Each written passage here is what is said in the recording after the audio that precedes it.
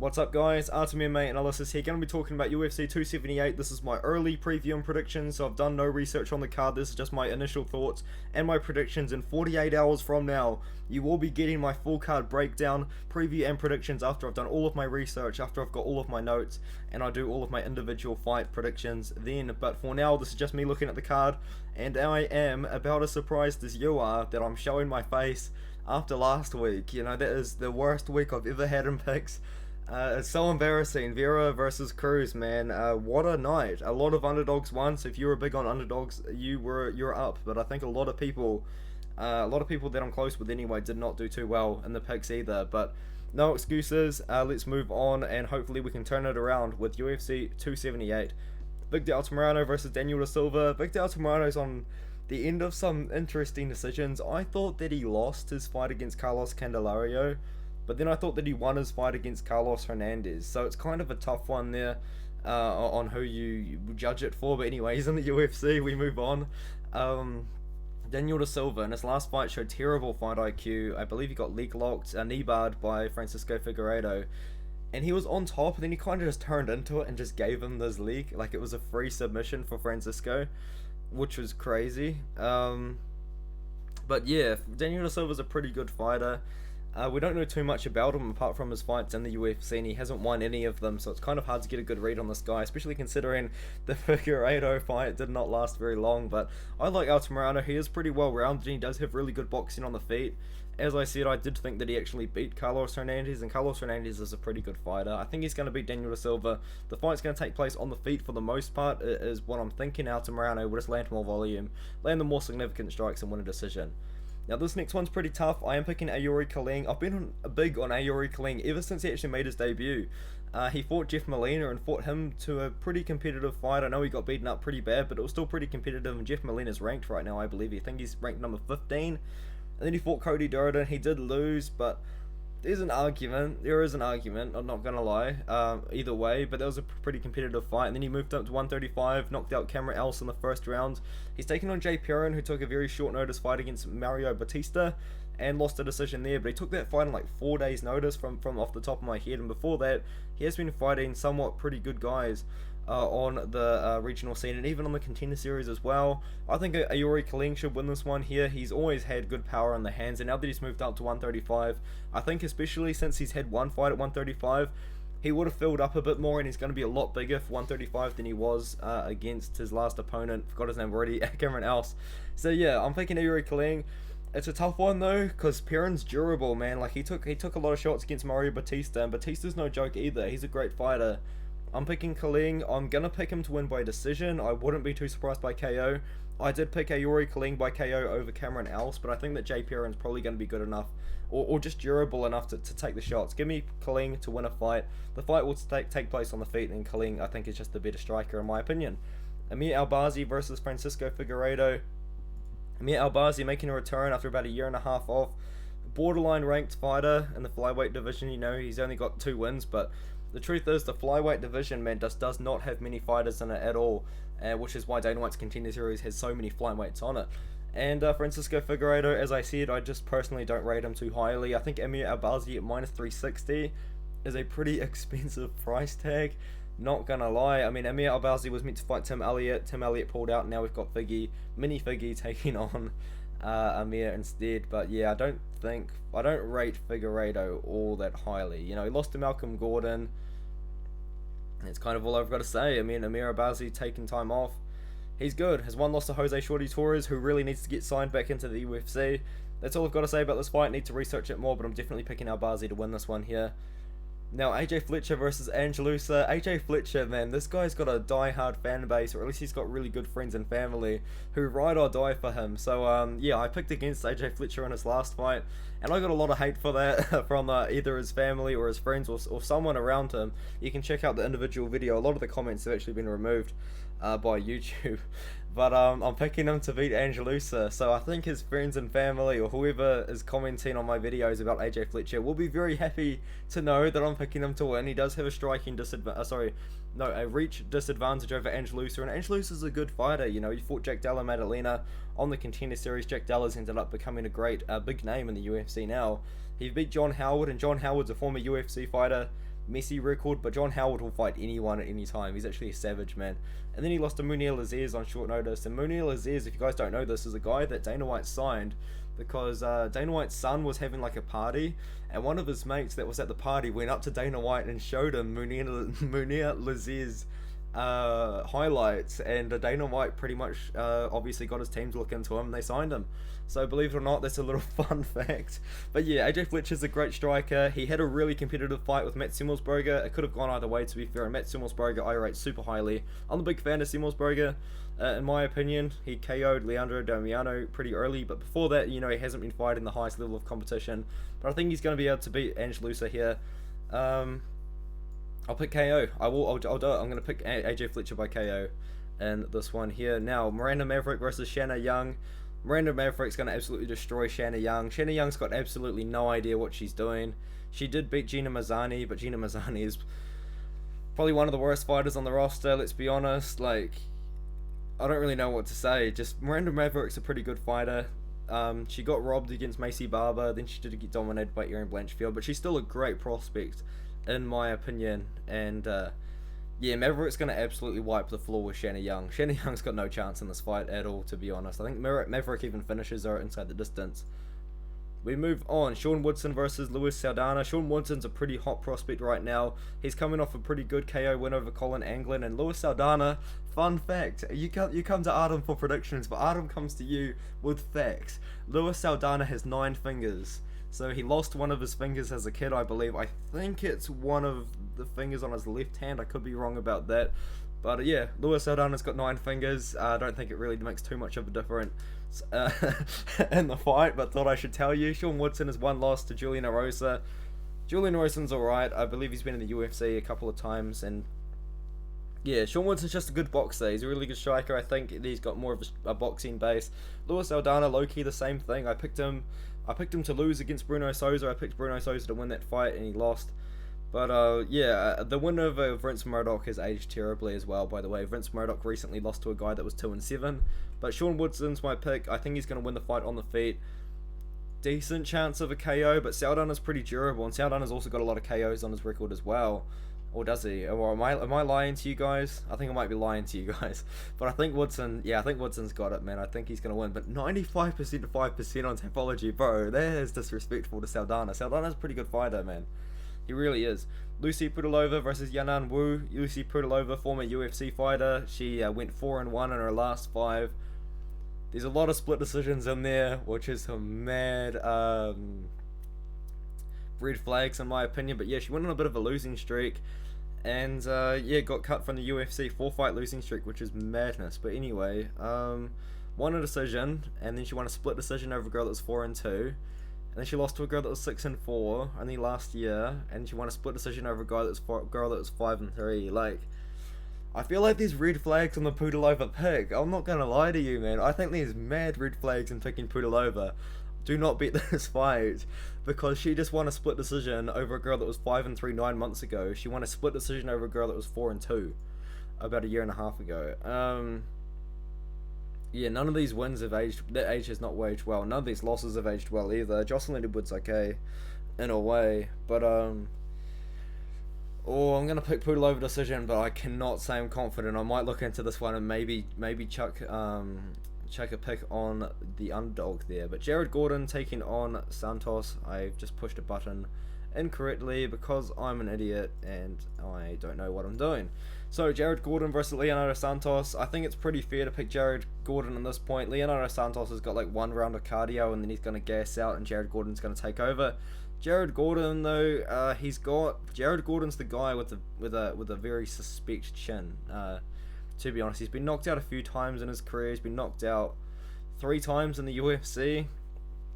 Not the greatest look, but since then he hasn't been knocked out. He did lose to Grant Dawson. I picked Grant Dawson to win that fight by decision, and he won by submission. But Leonardo Santos, great grappler, hasn't looked great recently because he's gotten old, like 42.5 years old, you know. He's got a great record. He's got a lot of good wins on his record as well. Like he beat Roman Bogotov, who was undefeated at the time. Beat Stevie Ray, who's doing massive things in PFL right now. Just beat Anthony Pettis twice. if that even means anything anymore. But yeah, Leonardo Santos, he's going to gas out after the first round, and I think Jared Gordon's going to knock him out, to be honest. Yeah, Jared Gordon's going to knock him out. I'm going to pick that. I don't think the fight goes the distance. Santos is going to gas bad in the second, and Gordon's going to take over and get a finish. So give me Jared Gordon by KO in this one in the second or the third round. Tyson Pedro versus Harry Hunsucker. You got to go with Tyson Pedro, man. Harry Hunsucker moving down to light heavyweight, even though he weighed in at 240 pounds 7 months ago. He got knocked out by Justin Taffer with a head kick. I mean, I rate Justin Taffer a lot higher than a lot of people do, to be honest. Lost the title, Ivasa. You cannot blame that loss, you know. And before that, you know, he did lose to Jared Vanderaa on the Contender Series, which isn't the greatest look in the world. He's taken on Tyson Pedro, who's making a big return after a few years off. Recently destroyed EK Villanueva, completely dominated that fight, start to finish, really. And now they're just giving him Harry Hunsucker. So they're really trying to build up the Australian names, eh? Yeah, Tyson Pedro's got a free one with this one. He's going to get a KO. They're building this guy up. You know, this is the guy that lost to Shogun Hua over in St. Preux and Ali Latifi. Like, he fought killers back in the day. And now that he's back, they're really trying to build into that Australian audience, eh, by giving him Hunsucker. It is what it is. Marcin Tybura versus Romanov, the biggest test in Romanov's career, and I do think Romanov's going to pass it. He destroyed Chase Sherman, who took the fight on like a week's notice. In fact, they were so desperate to find Romanov a short notice opponent that they gave him Chase Sherman another contract, 4-fight contract, doubled his pay as well, just to take this fight. Madness to me, honestly, madness. And he obviously dominated that, dominated Jared Vanderaa, beat Juan Espino, but there's an argument. There's a very good argument that people don't talk about, but and he beat Roque Martinez. Like, this guy's been dominating the bottom feeders of the heavyweight division, low key, with the exception of De Lima and Espino. But yeah, it's about time we put Romanov in the rankings. We're about time we gave him a ranked opponent, in my opinion. And I think he's going to beat Marcin Tybura. Both guys do have a pretty similar game, though. Both guys are really good wrestlers. Both guys like being on top. Both guys like being ground and pounded. But Marcin Tybura, I feel like maybe you could say the same about Romanov. We haven't seen either on their back too much. But I feel like when you put these guys on their back, they struggle a little bit. I think Romanov's going to be the stronger grappler out of the two, even though he does only weigh in about 236 pounds. In his last fight anyway. So I think he's going to be a stronger wrestler and grappler. It could be a good one. I think it's going to be a good grappling sort of fight for the heavyweights. I think Romanov's going to get like a ground and pound TKO. Probably in the second round. I think the fight leaves the first. And yeah, I think Romanov's going to win. Thumbs up. Now, Jose Aldo versus Merab Dvalishvili. Hey man, I think there's a fair argument for Merab to win this fight. There really is. But I think Jose Aldo's got it, man. Like, we're talking about one of the greatest of all time. If Jose Aldo loses, though, please just do Jose Aldo versus Dominic Cruz. Please. Anyway, yeah, Jose Aldo, one of the greatest defensive, greatest anti-wrestlers in UFC history. This guy's takedown defense is some of the greatest of all time. This guy's always been fighting great grapplers, and he's always defended well. I'm trying to think of names off the top of my head, but I can't, unfortunately. But Merab, he's a menace, man. This guy's got cardio for days. He's also got a decent chin on him. Like, he got clipped by Marlon Moraes, almost finished at one point, kind of, and he kept going. He kept coming back, and I like that. He's also beaten Cody Stamann. That win hasn't aged well, to be fair. The John Dodson win hasn't aged that well either, even though Dodson is fighting pretty good guys at XMMA. But now he's in BKFC. Another fun fact for you guys. But yeah, I think Jose Aldo's got it, man. His strength of schedule is just so much stronger. Merab's best win is over Marlon Moraes, in my opinion, and even then that hasn't aged super well. Give me Jose Aldo, because Moraes is retired, I believe. No, he got knocked out by Song Yadong and then retired. But anyway, Jose Aldo, 3-fight win streak over Marlon Vera. That win has aged well. Pedro Munoz, that win hasn't aged that well, but it's still a good win. Rob Font as well, that win hasn't aged that well either, but it's still a good win to have on your record, you know what I mean? And Jose Aldo, one of the greatest of all time, greatest featherweights of all time, definitely the greatest featherweight of all time. I don't think there's much of an argument until Volk defends his belt like 2 or 3 more times. And yeah, as I said, Jose Aldo, one of the greatest defensive anti-wrestlers of all time. I think he's going to be able to defend the takedowns of Merab and just win the fight on the feet. I don't like the fact that Merab got clipped on the feet, and that is definitely something you guys are going to hear a lot, I reckon. I think a lot of people on YouTube, or a lot of people in general, are going to say Merab Dvalishvili got clipped by Marlon Moraes, and that isn't a good look. It isn't, let's be honest. But I think Jose Aldo I think Aldo's got it, man. Let's go. Let's go. War Jose Aldo. I want to see Aldo get the belt again, man. I don't care. I really want to see it. I think if he wins this fight, I think they just give him a title shot against whoever TJ, the winner of TJ versus Aljo. I really do believe that happens. Yeah, give me Aldo. I like Aldo. To win. Probably. Ooh, I'll go decision. Now, Paulo Costa versus Luke Rockhold. What I think is going to happen is the guy's going to come out. They're going to have a feeling out process. Paulo Costa's going to throw a jab. Luke Rockhold's going to go down. Paulo Costa wins by jab KO 30 seconds into the first round. Yeah, Luke Rockhold, man, if he had chin, he really could have gone down as one of the greatest middleweights to do it. But he just doesn't. He just doesn't have a chin on him. He just doesn't. You know, like he got fluke. Like, I don't care what you say. Like, that was a fluky KO. If Rockhold was, I think Rockhold completely overlooked Bisping. Let's be honest. Got knocked out by Michael Bisping. That's a bad loss, to be fair, especially at the time. Beat David Grant. Yeah, I guess. And then he lost to Yoel Romero by KO. Got knocked out by Jan Blachowicz. Like, he's losing to power punches. And what the UFC is like, bro, we'll just give you another power puncher. Now Paulo Costa's coming back. He's not looking as big as he used to, though, so he's definitely going to make the weight at 185. That's what I've noticed on Instagram, is he's posting all these photos, and he's looking ripped. Like, he's looking ripped. He really is, but he's looking a lot smaller than what I remember him being, you know, especially in the fight against Marvin Vettori. And I actually don't know why Paulo Costa doesn't just fight at 205, because he had cardio for 5 rounds in that fight, you know, and he arguably could have won that fight. It was a very competitive fight as well. Marvin Vettori did win, but there was an argument maybe if Paulo Costa just had a little bit more success in a couple of the rounds, you could give it to Costa. But yeah, I'm gonna give Costa KO. Yeah, I could never trust a guy with no chin. I really can't. I did that with Charlie Ontiveros, god damn it. I think Charlie Ontiveros, but Gabriel Benitez has got no chin either, so you can't really blame me too much for that. Yeah, give me Costa to win by KO over Luke Rockhold. Luke Rockhold's definitely got a path to victory, but at 38 years old, after 3 years off, why would you give him Paulo Costa as his return fight? It's just such a terrible idea. It's a recipe for disaster. Speaking of the complete recipe for disaster, Leon Edwards, boys. Kamaru Usman versus Leon Edwards, the rematch. I'm picking Leon Edwards to win, man. I've got my reasons too before you dislike the video. I know Kamaru Usman, for some reason, I don't really understand why, but Kamaru Usman's got like a crazy cult following, and I never really see them come out until you say something about this fight, and all of a sudden Usman's cult following just comes out of nowhere. But you're gonna dislike this video. Dislike the video if you don't dislike the video, please. Please, this is paying my rent right now. Anyway, so Kamaru Usman versus Leon Edwards. I'm picking Leon Edwards. So Usman, man, what does he bring to the table? 5 title defenses, 2 of which over the same guys, 2 of which very favourable matchup. Like, he defeated Colby Covington in a tough scrap, beat Jorge Masvidal on 2 days' notice, beat Gilbert Burns, it's a pretty good win, beat Jorge Masvidal again, just because Jorge Masvidal sat out and then fought him again, and then beat Colby Covington again, because Covington sat out and waited for a title shot, you know, like, same thing as Leon Edwards. Leon Edwards has been sitting on the sidelines, and he low-key has one of the easiest runs to a title shot. Like, I know all of his wins were great wins at the time, but he just sat out and waited, you know? He just sat out and waited. He beat Bilal Muhammad, he beat Nate Diaz, and he beat Nate Diaz really badly until the end of the 5th round. But what I'm thinking is, Kamaru Usman, he's always injured. His knees are so bad that he can't run. He's got cardio for days. He's clearly on roids. It's been proven by so many different people. Just look it up on YouTube.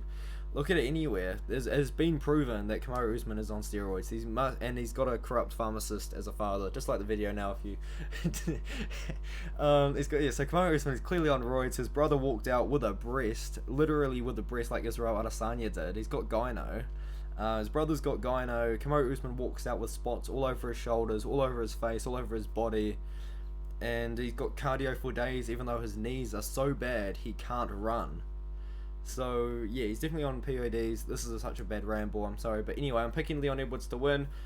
Kamaru Usman's been sitting out with a broken hand for so many months, and Leon Edwards over the last, year and 2 months has been training for a title shot. He's been training for the toughest fight of his entire career. He's been training hard, and I believe Leon Edwards, man, he's going to come in here a lot more prepared than Usman as well. People are calling Usman the GOAT, and that's why I think we're going to see a big upset. I think Leon Edwards is going to upset Usman. He's the better striker as well in this matchup as well. Let's talk about that. A lot of people are going to be like, oh my god, Kamaru Usman's boxing is so good, and it is good. It is really good boxing, it is. But when he knocked out Jorge Masvidal, as a pure striker, Jorge Masvidal is a better striker than Kamaru Usman. But the reason why he looked so good against Masvidal on the feet is Masvidal's scared of the takedown. Masvidal's thinking of the takedown. Masvidal's changing his style to suit the takedown. Leon Edwards probably will do the same, but he's just a better striker as well over Usman. And I think that he's not going to fear the takedown as much as Jorge Masvidal did. It's something he's been working on. He's become a much better, well-rounded mixed martial artist since their first time. I'm picking Leon Edwards to win the fight. I'm gonna do it, man. Do we pick KO? Do we pick KO? I'm gonna pick decision, and I think it's gonna be pretty clear as well. It's gonna be like 4 rounds to 1. Maybe like 5 rounds to none. I'm really confident in Leon Edwards, and I think it's just because I'm not blinded by like this hype that Usman has surrounded himself with. I'm aware Leon Edwards' strength of schedule coming up to this title shot is shocking. Okay, Donald Cerrone, Gunnar Nelson, Rafael dos Anjos, no contest, Nate Diaz. That would not earn you a title shot in 2022, man. Like, yeah, Leon Edwards is ready for this, man. And Kamaru Usman's getting older. He's slowing down. You know, he's in his own delusion as well. He's trying to fight Canelo Alvarez in a boxing match, which would just be embarrassing. That's all I have to say. I've rambled about this fight for so long. Leon Edwards is the pick. Disagree with me all you want, man, but I'm really excited for this fight, and I really do think Leon Edwards is going to shine in this fight matchup. I genuinely believe that. I really do. Alright, I'll see you later.